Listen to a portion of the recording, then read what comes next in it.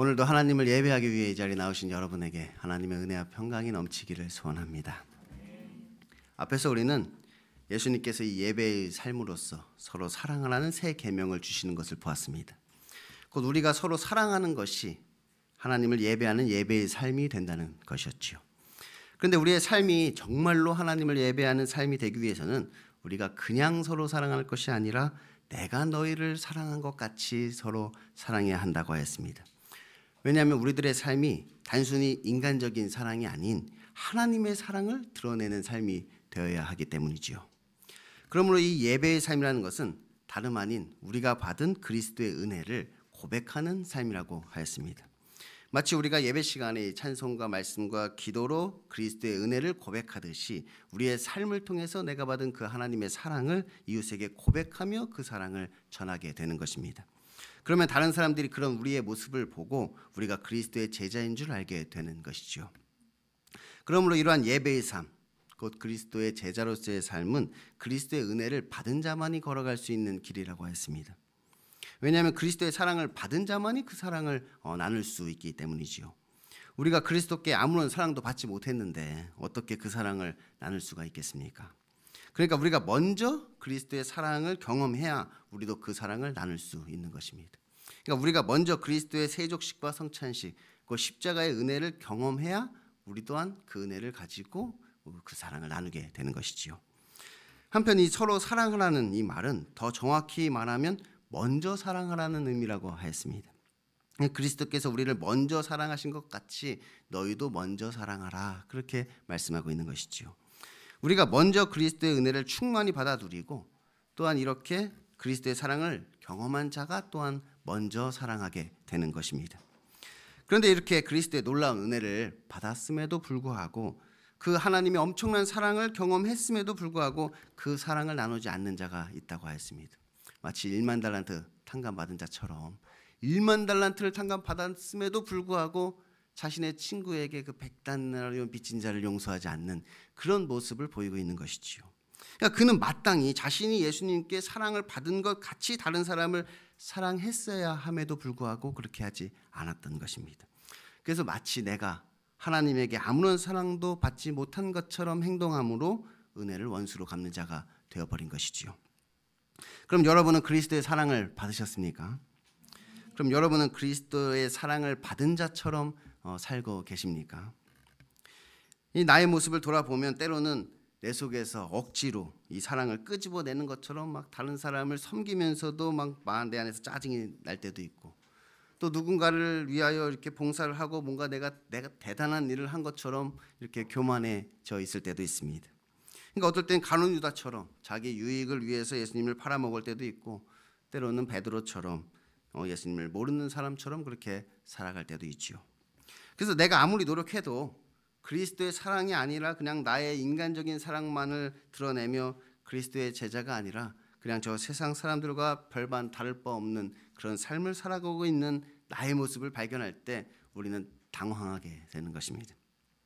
혹시 내가 그리스도의 사랑을 받지 못한 자는 아닌지, 아니면 그리스도께서 지금 내 곁에 안 계시고 나를 떠나버리신 것은 아닌지 마음에 근심하게 되는 것이지요. 그래서 오늘 예수님께서는 우리에게 말씀하십니다. 너희는 마음에 근심하지 말라. 하나님을 믿으니 또 나를 믿으라. 내 아버지 집에 거할 곳이 많도다. 그렇지 않으면 너희에게 일렀으리라. 내가 너희를 위하여 거처를 예비하러 가노니 가서 너희를 위하여 거처를 예비하면 내가 다시 와서 너희를 내게로 영접하여 나 있는 곳에 너희도 있게 하리라. 그러니까 예수님께서 제자들에게 이제 내가 너희들을 떠날 것이라고, 그리고 너희들은 다 나를 버리고 도망할 것이라고 이렇게 말씀하시니 제자들의 얼굴이 심각해졌습니다. 그래서 예수님께서 그들에게 마음에 근심하지 말라고 말씀하시는 것입니다. 너희가 하나님을 믿으니 또 나를 믿으라는 것이지요. 그리고 하신 말씀이 내 아버지 집에 거할 곳이 많다는 것입니다. 그러니 이제 내가 너희를 위하여 그 거처를 예배하러 가는데, 너희를 위하여 거처를 예배하면 내가 다시 와서 너희를 나 있는 곳에 영접하여 함께 있게 하겠다고 그렇게 말씀하시는 것이지요. 이 말씀은 마치 예수님께서 이 제자들에게 프로포즈를 하고 있는 것과도 같은 것입니다. 이제 약혼식을 하는 것이, 그 당시의 결혼 문화가 이러했습니다. 남자와 여자가 서로 사랑을 하게 되면 결혼을 하기 전에 먼저 이제 약혼을 하게 되죠. 그러면 남자가 여자에게 하는 말이 바로 이 말입니다. 내가 가서 우리가 살 거처를 예배하러 갈게. 그래서 내가 거처를 마련하면 다시 올 건데 너를 데리러 내가 다시 올 거야. 그래서 거처가 마련되면 우리가 함께 그 집에 가서 살자. 이것이 바로 그 당시 유대인들이 했던 약혼식의 문화였던 것이. 그 말을 남자가 하고 가서 이제 거처를 예비하면 와서 이제 결혼식을 하고 그리고 이제 가서 살게 되는 것이지요. 그래서 그 말을 한다는 것은 뭐냐? 우리가 이제 약혼을 하겠다. 그리고 나는 이제 결혼 준비하러 집장만 하러 가겠다. 이제 그 이야기를 지금 하고 있는 거예요. 그 남자가 거처를 예비하면 이제 신부를 데리러 와서 이제 거기서 결혼식을 하게 되지요. 그럼 이제 신부는 얼마나 기쁘겠습니까? 비록 지금 내 남편 될 사람이 나를 떠나 있지만 그가 나를 위하여 지금 거처를 예배하고 있으니 그가 이제 와서 다시 나를 영접할 때 이제 내 남편과 영원토록 그 집에서 행복하게 살 생각을 하면 이제 웃음이 절로 나는 것이지요. 지금 예수님께서 그냥 이대로 그냥 제자들을 떠나 가시면 제자들은 혹시 우리가 예수님께 버림받은 것은 아닌가 고민하며 근심하게 되었을 것입니다. 그러므로 예수님께서는 그 제자들의 근심을 덜어주기 위해서 지금 제자들과 약혼식을 하고 지금 가고 계시는 것이에요. 십자가를 지시기 전에 제자들에게 먼저 약혼식을 하는 것이죠. 그 제자들은 예수님께서는 제자들에게 하나님을 믿으니 또 나를 믿으라 이렇게 말씀하시는 것입니다. 그건 내가 지금은 너희들 곁을 떠나겠지만 내가 다시 데리러 올 것이라는 사실을 믿고 있으라는 것이지요. 그러니 너희 마음에 근심하지 말고 거룩하고 순결하게 그 정절을 지키고 있으라는 것이에요. 그러므로 예수님께서 우리에게 주신 그 새 계명은 단순한 율법이 아니라 그리스도의 신부된 자로서 마땅히 지켜야 하는 그 정조가 바로 이 새 계명인 것입니다. 그런데 문제는 이 신랑이 언제 올 줄을 알 수가 없다는 것이에요. 그러니까 실제로도 그 갈 때 뭐 내가 언제 올게라는 이야기는 하지 않고 갑니다. 다시 올 것이라고만 얘기하지 정확히 언제 올지는 모른단 말이에요. 그 거처가 예비되면 이제 남자가 오는 것이에요. 그래서 부자들은 좀 빨리 오기도 하고 가난한 사람들은 막 몇 년씩 걸리기도 하고 뭐 실제로도 그랬던 것이에요. 그런데 예수님께서는 우리 생각보다는 조금 늦으시는 것 같습니다. 너무 많이 늦으시는 것 같아요. 아마 예수님은 이제 가난해서 막 집 지을 돈이 없어가지고 이렇게 늦으시는 것이 아니라 오히려 너무 부자라 거할 곳이 너무 많아서 엄청난 거처를 예비하느라 좀 늦으시는 것 같습니다. 그런데 이것을 믿는 사람들은 새 계명을 지키며 기다리는 것이고 이것을 못 믿는 사람들은 이제 다른 남자를 만나서 다른 이에게 시집을 가게 되겠지요. 그래서 이 약혼이라는 것이 믿음을 전제로 하는 약속이라는 것이에요. 우리가 그리스도께서 우리에게 하신 이 약속을 믿느냐 못 믿느냐가 우리들의 삶을 결정짓게 되는 것입니다. 그런데 예수님은 다른 신랑들이랑은 좀 다릅니다. 다른 신랑은 그냥 무조건 내가 올 때까지 기다려라 이렇게 말하지만 예수님께서는 너희가 아무리 기다려도 내가 안 오면 너희가 그 길을 아니까 너희가 나를 찾아와라 이렇게 말씀하시는 것이지요. 내가 어디로 가는지 그 길을 너희가 아느니라. 그러니까 우리가 예수님을 버리면 버렸지 우리가 버림받을 일은 없는 것이 우리가 기다리고 또 기다려도 예수님 안 오시면 그냥 우리가 예수님을 찾아가면 되는 것이지요. 여러분은 다들 그 길을 알고 계신가요? 그런데 도마는 그 길을 몰라서 예수님께 묻습니다. 주여 주께서 어디로 가시는지 우리가 알지 못하겠거늘 그 길을 어찌 알겠사옵나이까. 그러자 예수님께서 말씀하시지요. 내가 곧 길이요 진리요 생명이니 나로 말미암지 않고는 아버지께로 올 자가 없느니라. 예수님이 곧 길이시라는 거예요.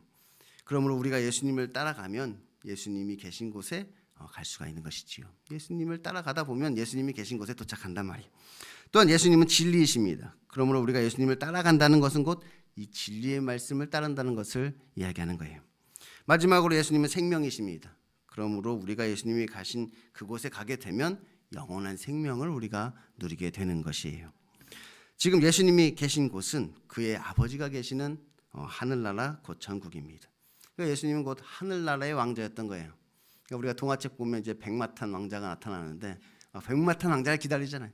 예수님이야말로 그 하늘나라의 왕자인데 우리에게 오셔서 우리와 약혼을 하시고 지금 다시 그곳에 가 계신 것이죠.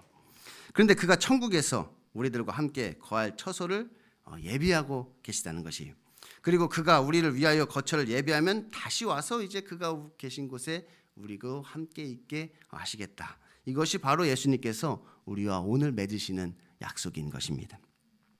그런데 우리는 혹시 예수님께서 나를 데리러 오지 않으시면 어쩌나, 그래서 예수님이 이 약속을 안 지키시면 어쩌나, 뭐 걱정할 필요가 없습니다. 예수님 길 알려주셨다고 했잖아요. 안 오시면 우리가 그곳으로 찾아가면 돼. 공사가 뭐 천국 공사가 아직 덜 됐으면 그냥 낙원에서 조금 기다리고 있으면 되겠지요. 그러므로 우리는 지금 나에게 이 그리스도의 사랑이 느껴지지 않을 때마다, 또는 그리스도께서 내 곁에 지금 안 계시고 나를 떠나버리신 것처럼 느껴질 때마다 나를 위하여 거처를 예비하고 계시는 그 주님을 생각해야 합니다. 그러면 다시 그 사랑이 내 안에 충만하게 되겠지요. 왜냐하면 그분은 지금도 나를 위해서 열심히 일하고 계시니까요. 그런데 혹시 또 우리가 예수님 찾아가도 그의 아버지인 하나님이 우리를 마음에 안 들어 하실까 봐 또 걱정이신가요? 뭐 그것도 걱정하실 필요가 없습니다. 왜냐하면 우리는 이미 상견례까지 다 마쳤기 때문이에요. 우리는 이미 그의 아버지를 보았습니다. 너희가 나를 알았다면 내 아버지도 알았으리라. 이제부터는 너희가 그를 알았고 또 보았느니라. 우리는 이미 그의 아버지를 보았고 그에게 결혼 허락까지 맡은 상태라는 말이에요. 그러니 예수님께서 우리를 외면하실 이유는 없는 것이지요. 빌립이 예수님께 말합니다. 주여 아버지를 우리에게 보여주옵소서. 그리하면 족하겠나이다. 그러자 예수님이 대답하시지요. 빌립아, 내가 이렇게 오래 너희와 함께 있으되 내가 나를 알지 못하느냐? 나를 본 자는 아버지를 보았거늘 어찌하여 아버지를 보이라 하느냐? 내가 아버지 안에 거하고 아버지는 내 안에 계신 것을 내가 믿지 아니하느냐? 내가 너희에게 이르는 말은 스스로 하는 것이 아니라 아버지께서 내 안에 계셔서 그의 일을 하시는 것이니라. 그러니까 우리가 예수님을 보았다면 그것은 곧 하나님을 본 것입니다. 왜냐하면 그가 곧 하나님이시기 때문이지요. 그러므로 우리 예수님께서 우리를 신부로 맞이하겠다고 하는 것을 막을 자는 아무도 없는 것이에요. 그러므로 우리를 향한 이 그리스도의 사랑은 너무나도 분명한 것입니다. 그리스도께서 우리와 맺으신 그 약속은 너무나도 확실한 것입니다. 그러니 이제 남은 것은 우리들의 믿음이고 그리스도를 향한 우리들의 사랑인 것이에요. 내가 아버지 안에 거하고 아버지께서 내 안에 계심을 믿으라. 그렇지 못하겠거든 그 일로 말미암아 나를 믿으라. 내가 진실로 진실로 너에게 이르노니 나를 믿는 자는 내가 하는 일을 그도 할 것이요 또한 그보다 큰 일도 하리니 이는 내가 아버지께로 감이니라. 예수님께서는 자신을 향한 우리들의 믿음이 약해질까 봐 한 가지 놀라운 일을 행하셨습니다. 그것은 바로 그리스도의 십자가 사건이지요. 이것은 마치 약속의 그 보증과도 같은 것입니다. 그러니까 우리를 향한 그리스도의 사랑이 어떠한 것인지를 우리에게 실제로 보여주신 사건이지요. 그는 우리를 향한 자신의 사랑을 이 십자가의 죽으심으로 보여주셨다는 거예요. 그가 우리를 대신하여 죽으신 것이지요. 세상에 이보다 더 큰 사랑이 어디에 있겠습니까? 그는 우리와 약혼식을 하면서 그냥 단순히 무슨 약혼 반지 하나 던져주고 가신 것이 아니라 그의 목숨을 우리에게 주고 가신 것이에요. 그러니 그의 약속은 확실합니다. 또한 그는 우리가 앞으로 그와 결혼을 하면 어떠한 삶을 살게 될 것인지를 부활을 통해서 또한 보여주셨습니다. 그가 천국의 거처를 예배하고 다시 우리를 영접하기 위해 오실 때 우리가 그와 함께 누리게 될 그 영광이 어떤 것인지를 그가 보여주신 것이지요. 그러므로 우리가 결혼하면 천국에서 무슨 시집살이를 하는 것은 아닙니다. 그러니까 어떤 분은 시집살이를 너무 고되게 했는지 막 결혼이라면 치를 떨고 막 남편이라면 이를 갈고 지긋지긋하다고 막 예수님이 우리의 신랑 되신다 그러니까 어우 싫다고 그렇게 말하시는 분도 있는데 그런 게 아니란 말이에요. 우리 인간의 결혼과는 다르죠. 예수님이 우리의 신랑 되시고 저 하늘나라가 우리의 이제 거처가 되는 것입니다. 그런데 제가 진실로 여러분에게 말씀드리지만 이제 예수님께서 다시 오셔서 그 공중의 혼인잔치를 하기 전까지 우리들의 삶이 그리 평탄하지만은 않을 것이라는 사실입니다. 내가 진실로 너에게 이르노니 나를 믿는 자는 내가 하는 그 일을 할 것이요 또한 그보다 큰 일도 하리니 이는 내가 아버지께로 감이라. 그러니까 예수님께서 나를 위해 십자가를 지신 것까지는 좋았는데 이제 나를 믿는 자는 내가 하는 일을 그도 할 것이요 또한 그보다 큰 일을 한다고 말씀하시니 이것은 무슨 말입니까? 아니 뭐 내가 하는 일은 그렇다 쳐도 그보다 큰 일은 또 뭡니까? 그러니까 우리가 어떻게 예수님보다 큰 일을 한단 말입니까? 정말로 우리에게 큰 일이 났습니다. 그래서 이 내가 하는 일과 큰 일에 대해서 학자들 간에 여러 가지 의견들이 있습니다. 근데 제가 볼 때는 이 큰 일은 결국은 하나님이 행하시는 일이다. 저는 그렇게 이제 해석을 합니다. 그러면 여기서 우리가 관심 있게 보아야 하는 것은 이는 내가 아버지께로 감이니라 이렇게 말씀하신다는 거예요. 그 지금까지는 내가 아버지 안에 거하고 아버지는 내 안에 거하셔서 그가 나를 통해 그의 일을 해 오셨지만 이제는 내가 아버지께로 가기 때문에 그 하나님께서는 이제부터 너희 안에 계셔서 너희를 통해서 이제 내가 하던 일과 그보다 더 큰 일을 행하실 것이라는 말씀을 지금 하고 계시는 것이에요. 그러니까 이 말씀은 내가 너희를 위해서 죽었으니까 이제 너희도 나를 위해 죽을 때까지 일해라 그런 말씀을 지금 하고 계신 것이 아니라 비록 내가 지금 너희를 떠나가더라도 하나님께서 항상 너희와 함께 계실 것이라는 은혜의 말씀을 우리에게 주고 계신 것이에요. 이것은 이제 앞으로 우리가 다음에 살펴볼 이 보혜사 성령님에 관한 말씀을 나눌 때 이제 더 자세히 살펴보겠지만 이 말씀은 예수님께서 우리를 그냥 고아와 같이 버려두지 않겠다고 지금 우리에게 말씀하고 계신 것이에요. 그래서 예수님께서는 제자들에게 이렇게 말씀하십니다. 너희가 내 이름으로 무엇을 구하든지 내가 행하리니 이는 아버지로 하여금 아들로 말미암아 영광을 받으시게 하려 함이라.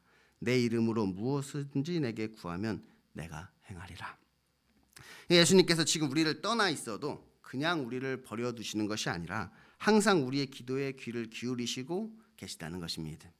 그래서 우리가 예수님의 이름으로 기도하면 하나님께서는 그 기도에 응답해 주시겠다 이렇게 말씀하시는 것이지요. 그럼 이제 여러분은 예수님의 이름으로 무엇을 구하시겠습니까? 우리가 하나님께 무엇을 구하기 전에 먼저 지금 예수님께서 이 말씀을 하신 배경에 대해서 우리가 다시 한번 생각해 볼 필요가 있습니다. 예수님께서는 지금 제자들과 이 약혼식을 하시면서 이제 천국에 거처가 예비가 되면 다시 와서 내가 너희를 영접하리라 이렇게 약속을 하셨습니다. 그리고 그냥 가실 때 우리를 버려두는 것이 아니라 하나님이 너희와 함께 하실 것이므로 너희가 내가 하는 일뿐만 아니라 그보다 더 큰 일을 하게 될 것이다 이렇게 말씀을 하셨죠. 그리고 주신 말씀이 이제 너희가 내 이름으로 무엇이든지 내게 구하면 내가 행하리라는 말씀입니다. 그러니 이 말씀은 하나님께서 내 안에서 행하시는 그 큰 일과 연관이 있는 것입니다.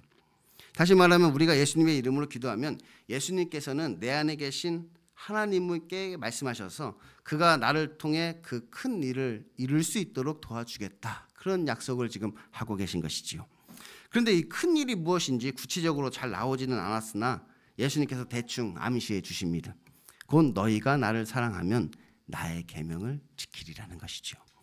그러므로 그 큰 일은 결국은 그리스도의 계명을 지키는 일이 됩니다. 그 서로 사랑하는 것이 하나님께서 우리 안에서 행하시는 큰 일이라는 것이지요. 그러니까 결국 믿는 자가 행해야 될 것은 무엇이냐? 서로 사랑하는 것입니다. 그리스도께서 우리를 사랑하신 것 같이 우리도 서로 사랑하라는 그 말씀을 지키며 살아가는 것이지요. 그리스도께서 행하신 일이 십자가 지는 일이었는데 그보다 더 큰 일이라고 해서 특별히 뭐가 다르겠습니까? 같은 하나님이 하시는 일인데 그 일이 다 비슷비슷하겠지요.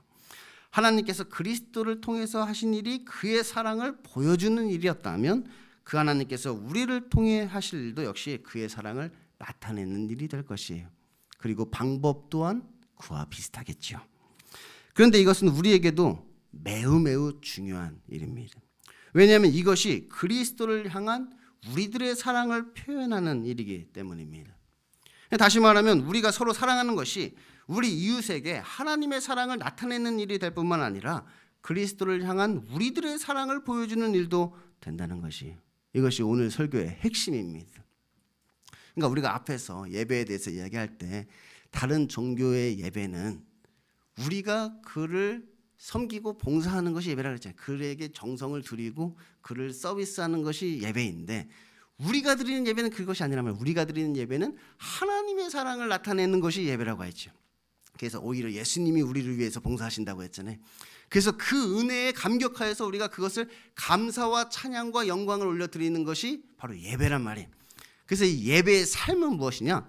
우리의 삶을 통해서 그렇게 그 사랑을 나타내는 것이 예배의 삶이 된다는 그랬어요. 우리가 그리스도의 손과 발이 되어 하나님의 사랑을 세상에 보여주는 것이 결국은 예배이고 예배의 삶이 되는 것이지요.